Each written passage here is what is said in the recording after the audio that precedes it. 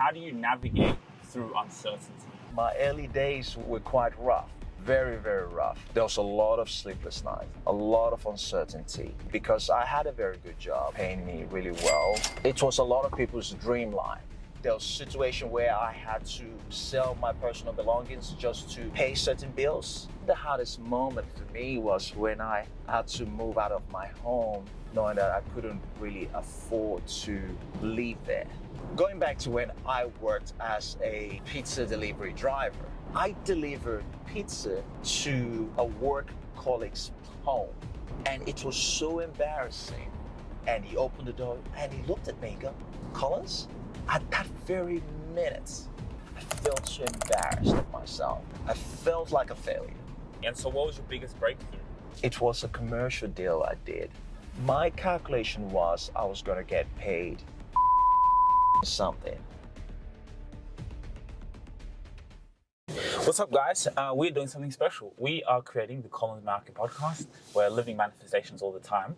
Collins, man, how are you? Living the dream. Living the dream. Living the dream. We're here in this cool Tesla.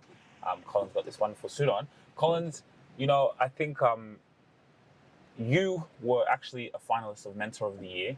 You've established yourself as a mentor, being able to help young entrepreneurs. So I have a question as a young entrepreneur. Go for it. How does a young entrepreneur, and even other people out there, but as an entrepreneur, how do you navigate through uncertainty? You got bills to pay, families to feed, and we can so often get in a state of being in fight or flight, right? Panicking. How can I make the pay? And you also have to be a visionary. You have to think long term. So how does someone navigate through that position? I guess let me go back to when I first started. It is a scary position for anyone to be in. Not knowing where your next paycheck is going to come from, and the interesting thing about being an entrepreneur or self-employed, or you're just starting up a new company. There's a lot of uncertainty. It's not like when you work for an organization and you've got that certainty that you get paid every fortnight or every week or every month. But that's not a bad thing. It gives you that drive, that hunting instinct going, it's do or die, right? It's if I don't make this work, I can't pay my bills. If I don't make this work, I can't put food on my table for the kids, right? So it makes you get creative in a way. It forces you out of that, how do I call it, that complacency or default mode that we all have, that comfort zone that we all have. It forces you to step out of your comfort zone and start trying new things, right? So the word of an entrepreneur, is there a way you could ever get out of that zone, never have to worry about that? Probably not. Most especially when you're starting off, you're always consistently trying to work out ways on how you could create that sustainability for yourself, your business, your family. It's a tough one. It's a tough one, but as long as you've got that relentlessness, I guess you've got that. I don't want to use the word dog in you, but you gotta have that. You gotta be in that mode, that beast mode, that mode where you go, there is no plan B here. This is it. You might find yourself in a situation where you are on your last dollar, right? And amazing stuff do happen during those periods. Like, on your last dollar, next you could hit that big deal, and from $1 you've gone straight to 10,000 or 5,000, whatever the case might be. But it is a very tough one. It is a tough one, but as long as you're persistent, you keep working at it, you'll be fine. Can you tell us any stories of your early days? My early days, my early days were quite rough, very, very rough. Rough in the sense that there was a lot of sleepless nights, a lot of uncertainty. When I did first decided that I was going to get into the world of, being a business owner, I would say my entire family talked me out of it. My entire family said, "Are you out of your mind? Are you crazy?" Because I had a very good job. I had a job paying me really well. Um, it was a lot of people's dream life to earn the type of money I was earning, live in the type of home I lived in when I was working for a corporation. So when I decided to go start up something on my own, everyone in my entire family said, "You're crazy and you shouldn't do it." But I just felt that was the right path for me to go. And the first year of it, I gotta admit, I almost went back to what I knew, my default mode that we talked about. Almost went back to what I knew, almost went back to, something more guaranteed, something more stable, right? So it's always very challenging, right? And the first couple of years was quite tough, right? And because I was stubborn in a way and wanted to see what I started to see through, I kept on going. There was a situation where I had to sell my personal belongings just to pay certain bills, and it was tough. There is no other way around it, right? There's just no other way around it. What was the hardest moment? I think the hardest moment for me was when I had to move out of my home, knowing that I couldn't really afford to live there. Coming to that realization that you got to move out. You can't afford this. And at that particular point in time, my next payment was coming up, and I didn't have enough money to even do that. That I turned around to say to them that, listen, just use my bond money to cover my rent. All right. So, and that's just one part of, multiple situations that I experienced, but there were so many other situations that, when I think about it now, it's, you can tell my current state, it takes me back, and it was a very, very, very vulnerable moment in my life. It is tough. It is really, really tough. Entrepreneurship, starting up a business, doing that, I try to tell people it's not for everyone. It's really not. It's challenging. It's tough. It's hard. It pushes you. It tests you. It takes you to a whole new different realm completely, and you got to be ready for it, for all what life's got to throw at you. So yeah. Powerful. And so like you were saying how it forces you to be creative, right, in those tough moments.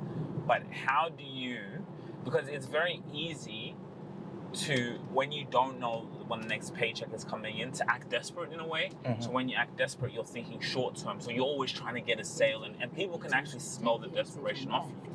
So like, how do you still have that long-term type of thinking, but still like, I gotta make moves, you know what I mean? Mm-hmm. Like, how would you advise someone in that situation? It always comes down to your why, right? Like, why are you doing what you're doing? Once you know why you're doing it, I guess it gives you the strength for you to keep going, right? And for you to be able to think long term, right? my why, kept me going, and my why was greater than just myself, right? It pushed me in the direction that, yes, certain times I had to decide, do I want to think short term or focus on the long term? And you find yourself situations where certain decisions based on the current circumstance that you're in would prevent you from thinking long term, that you're just thinking right here, right now. Now, for example, I had situations where I had to pay bills. I had to pay even my phone bills, right? That I had to go do like, the way to put it is, for example, I had to go do short-term labor work for me to be able to cover those bills, but without losing the long-term vision. So I found myself that I had to go work part-time, casual at nights in a delivery a restaurant delivering food. I worked in was it Domino's? I believe Domino's, delivering pizza, right? And I did it at night just to be able to cover my current expenses. Well, obviously it wasn't enough to cover my entire bills, right? But just to cover the current expenses. But I made sure that didn't distract me from the long-term goal. So during the day, I would still go out, network, knock on doors. Back then it was really big on knocking on doors, looking for referral partners, and I would do all that with the hope that, when I knock on the door, tell them, give them my pitch and all that stuff, they would do business with me straight away. But unfortunately, that didn't happen. It took a while. Some current referral partners now, it took 3 years, 2 years, 4 years before they started doing business with me. I had, few occasions where, within, a couple of months, 3 months, they, referred someone to me and stuff like that. So yes, sometimes you would have to make decisions that, that could potentially hinder the long-term goal. But as long as you know your why, keep right to stay on M4. If you know your why and you keep that why in place and you focus on the long-term vision, yes, you do short-term things just to be able to cover the short-term needs for now. But yeah, you're always focused on the long-term goal. Focus on, this is the dream. This is in terms of what I'm hoping to achieve in the long run, right? I've always had that vision in terms of how I envisioned myself, in terms of where I want to be, who I want to be, the kind of environment I want to be in, and the kind of person I want to become too as well. So I've always had that in my mind, and that kept me going in some ways, I guess. And so you went from work delivering pizzas. Absolutely, I did. Hey, I know you're enjoying this video. For any inquiries and mentorship opportunity, which I would be really looking forward to working with you, in this description below, you can get all my details, and I look forward to working with you soon. Worse jobs than that as well. Really? For way worse jobs. And this is where, it's quite important that as someone that has a long-term vision, a long-term goal, you don't want to let your ego get in the way. You really don't want to let your ego get in the way. And there was an embarrassing moment. I guess then it was an embarrassing moment for me. But now when I look, it's not really embarrassing, now. Going back to when I worked as a pizza delivery driver, I delivered pizza to a work colleague's home. And it was so embarrassing. My ex-work colleague's home. It was so embarrassing. I didn't know where they lived. When you get the order, you just got the address, and I went there, and he opened the door, and he looked at me and go, Collins? Like, yes. The face I didn't, then it took me a couple of seconds. I'm like, wow. At that very minute, very, very moment, I felt so embarrassed of myself. I felt like a failure. Literally felt like a failure. I went into my car and I started thinking my life over. Now, obviously, we didn't exchange comments, and the guy felt bad for me in a way. His action spoke louder than the voice. It took the pizza, and he also gave me a tip. I remember really well. He gave me a $5 tip. He gave me a tip, and I'm like, thanks, man. And I went back into my car, and I fell very, very quickly into a state of depression in a way for a very short period of time. Then I had to snap out of it. I'm like, listen, hey, you got to do what you got to do. It is what it is.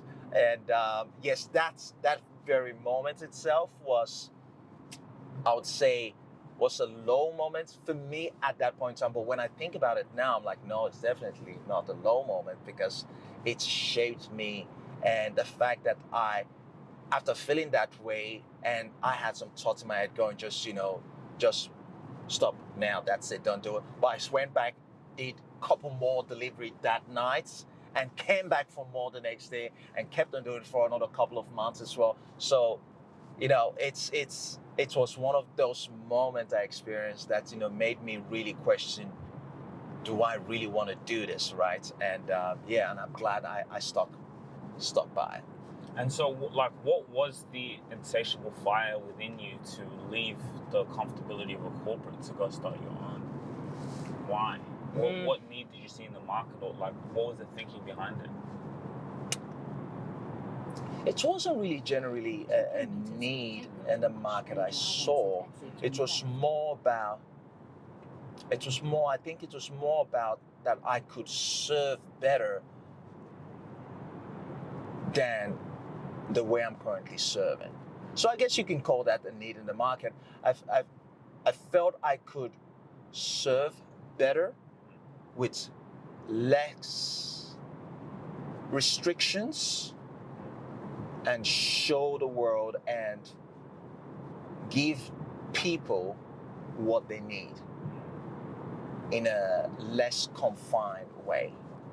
That's one of the main reasons I decided to branch out and do things my way, because I saw things that are being done that could be done better, but based on a corporate structure, they're quite restricted in terms of making changes in a way. So that's one of the main reasons.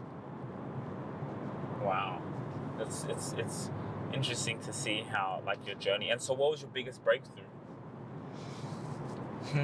Like, how long did that period last of you, like, going and going and going and going, and then?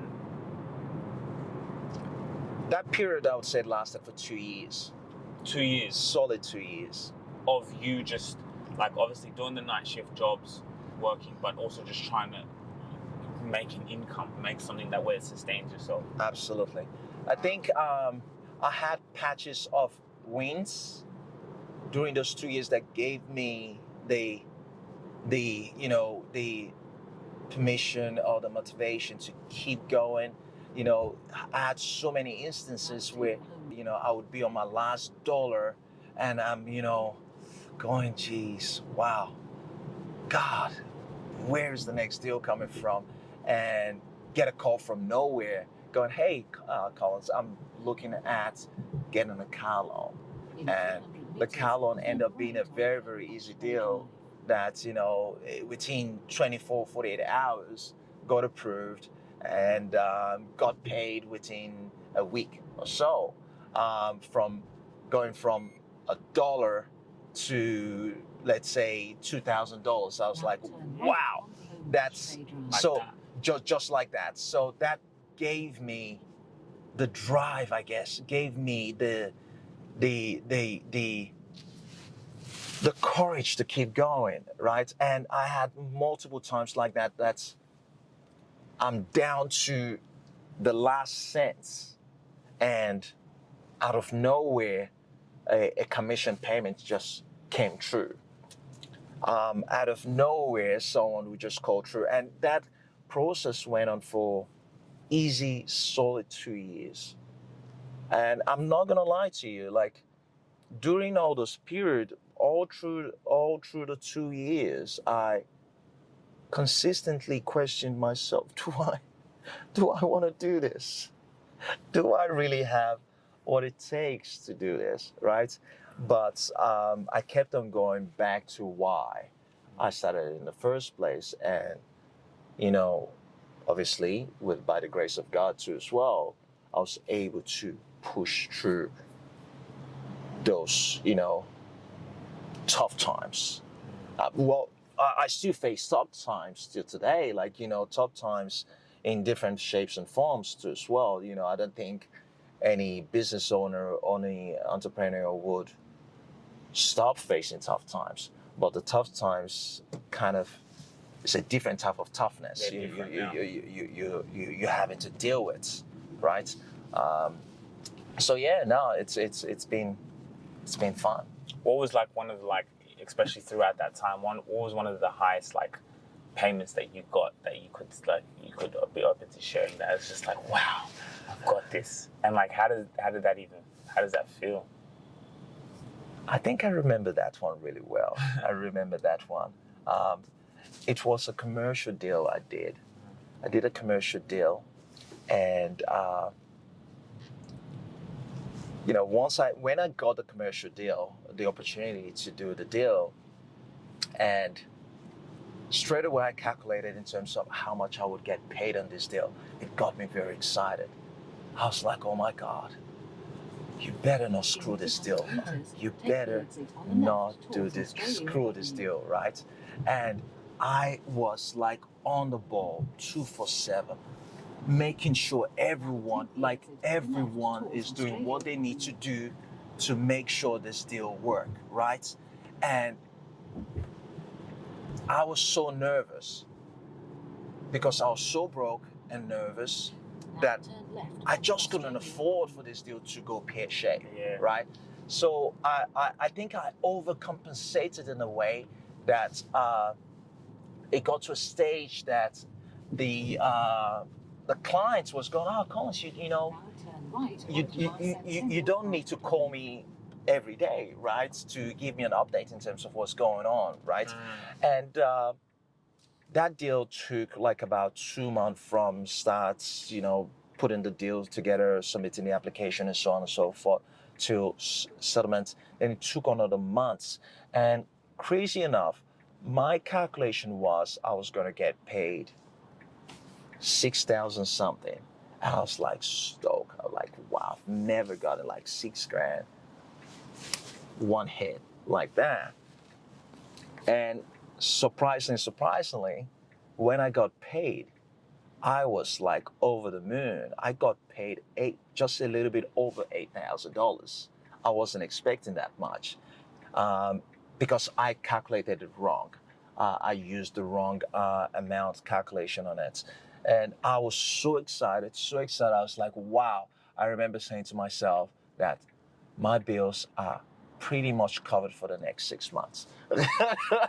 That's what I was, because I was living very frugal. I was just more like, I was eating a lot of, bare basic food, your 2-minute noodles. Like I was really eating that, and I didn't really have any problem eating that type of meals, and just really more on paying my phone bills, paying my rents, right, and my electricity bill, right, and internet. So when I calculated, I'm like, you know what? Even if I don't settle any stuff, I'm good. I'm covered for the next 6 months.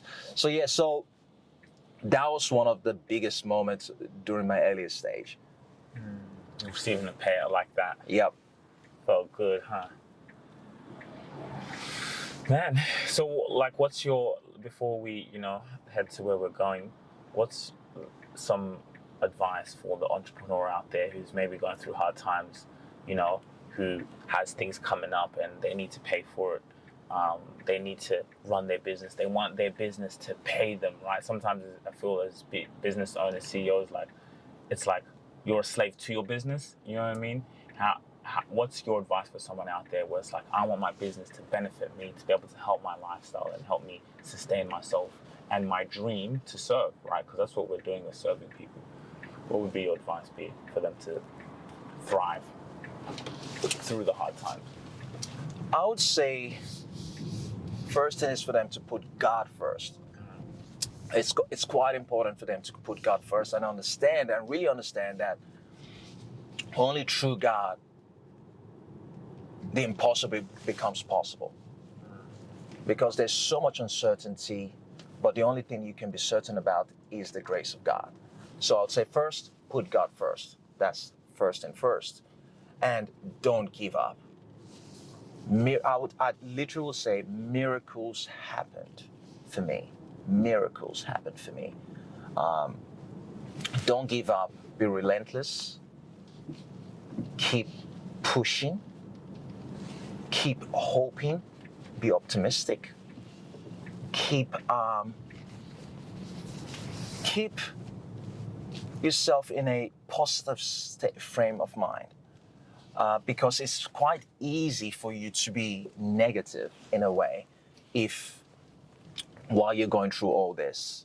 Very, very easy to be negative, for you to fall into that negative state going, life is not fair or whatever the case might be. So, staying positive, have a positive outlook to life, stay in a positive vibration, socialize, go in an area where people can motivate you to as well, be around people that are already achieving what you're achieving. And, most importantly, have a mentor. Have a mentor that can talk you through the phase that you're going through and the struggles you're going through and how they navigated through that struggle too as well. So God, positive mindsets, don't give up, and have a mentor. This will be my key advice to people for them to be able to get to the other side of whatever they're trying to achieve. Cool. Thanks, guys, for tuning in. Make sure to like, share, subscribe, and thanks so much. Thank you, and I'll see you guys around.